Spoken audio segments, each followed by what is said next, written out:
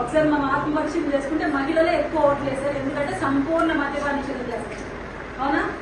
మనలో చాలా మంది హస్బెండ్స్ కి ఆ అలవాటు ఉంటుంది. సో జగన్మోహన్ రెడ్డి గారు వస్తే అది నిషేధిస్తానన్నాడు అని మీరు అందరూ ఎంతోమంది నమ్మి ఉంటారు. ఎస్పెషల్లీ స్లమ్ ఏరియాస్ లో ఉండే వాళ్ళు ఆ చీప్ లిక్కర్ కి బానిసాయి 500 ఏదో కూలీ చేసిన పని ఏదో డబ్బు ఇంటికి వస్తుంది, నా బిడ్డలకు మంచి చదువు చదివించగలుగుతాం, మంచి స్కూల్లో పెట్టగలుగుతాం, వాళ్ళ భవిష్యత్తు బాగుంటుంది, నా కొడుకు తాగడం మానేస్తారని అనుకుంటారా లేదా? ఈరోజు చీప్ లిక్కర్ ని తీసుకొని వచ్చి అత్యధిక రేట్లకు అమ్ముతూ మీ జీవితాలను ఇబ్బంది పెట్టడం లేదు. మీ పుస్తల తాళ్ళు తాకట్టు పెట్టేసైతే మందులకు బానిసైపోయారు. మళ్ళీ వాళ్ళని బాగు చేయడం కోసం హాస్పిటల్కి వెళ్తున్నారా లేదా? అక్కడ మళ్ళీ బాగు. చాలా మంది నాకు తెలిసిన అమ్మాయిలమ్మ చిన్న వయసులో భర్తను కోల్పోయారు కదా చీప్ లిక్కర్, వాళ్ళ తండ్రిని కోల్పోయారు. కనుక మహిళలు మీకు వీలైనంత వరకు మహిళల్ని మోటివేట్ చేయండి. మెయిన్ గా మనం సంసారం చక్కదిస్తాం.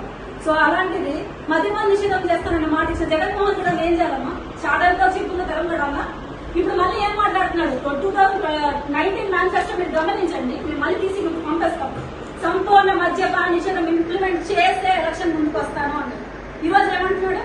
సంపూర్ణ మద్యపాన నిషేధం పక్కకు పోయి నియంత్రణ అంట. కనుక మీరు ప్రతి ఒక్కరు ఆలోచించండి. మళ్ళీ మీ ఇళ్లకాడికి వచ్చి వైసీపీ వాళ్ళు నిషేధిస్తామంటే చెప్పులు చాట్లు ఎత్తుకోండి.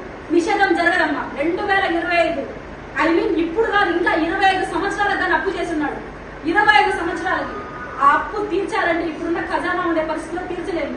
సో అటువంటి అబద్ధపు హామీలు ఇచ్చి చీప్ లిక్కర్ అందుబాటులోకి తెచ్చి మీ భర్తలు మీ బిడ్డల ఆరోగ్యాన్ని పాడు చేసిన జగన్మోహన్ రెడ్డి గారు మీకు కావాలా? ఇక్కడ తిరుపతి ఎత్తుకుంటే say no to drugs. Say no to drugs అంటే ఏంటంటే ఇక్కడ గంజాయి ఆ మత్తు ద్రవ్యాలను మేము నిషేధిస్తాము.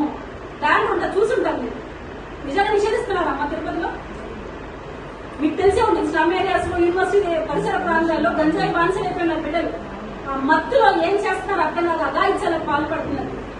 మన చిత్తూరు జిల్లాలో 30,000 మంది మహిళలు మిస్ అయ్యారు. అసలు బిడ్డలు చదువుకుంటూ కాలేజ్కి వెళ్ళిన బిడ్డలు మిస్ అయ్యారు. మనకు ఆవేదన ఉండద్దా? మనం ఏం చేయాలి? ఆవేదన ఏ బటన్ అయితే జగన్మోహన్ రెడ్డి గారు నొక్కి మన ఎత్తున కూర్చున్నాడో ఆ బటన్ నొక్కి ఇంటికి పంపించాల్సిన పార్టీ వారి పైన ఉంది, మహిళల పైన ఉంది. దయచేసి మీరు ప్రజల్లోకి పోయినప్పుడు మహిళలుగా జాబ్ క్యాలెండర్ లేదు, మద్యపాన నిషేధం లేదు, ఇంకోటి గంజాయి విచ్చలవిడిగా 25 కేజీల టన్నుల గంజాయి వచ్చింది ఏపీలోకి. జగన్మోహన్ రెడ్డి గారి హస్తం లేకుండా వచ్చి ఉంటుందా? ఇక్కడ ఉన్న అధికార పార్టీ హస్తం లేకుండా గంజాయి ఇక్కడ చెరమని అవుతుందా? ఆలోచించి ప్రతి ఒక్క ఓటర్ని ప్రభావితం చేయండి. కళ్ళ కట్టడి చూపించండి మేనిఫెస్టో.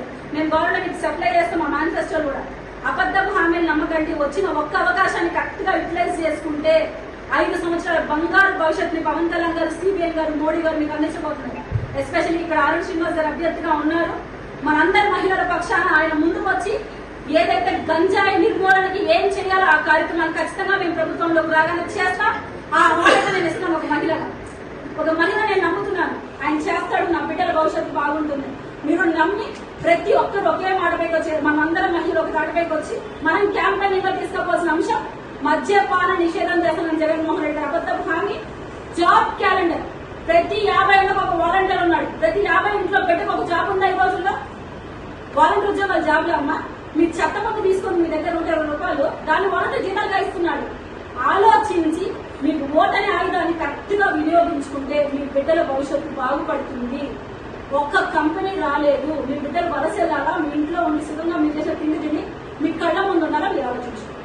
ఆర్ఎన్ శ్రీనివాస్ అన్నకు ఓటేసి గెలిపించుకుంటేనే తిరుపతి బాగుపడుతుంది.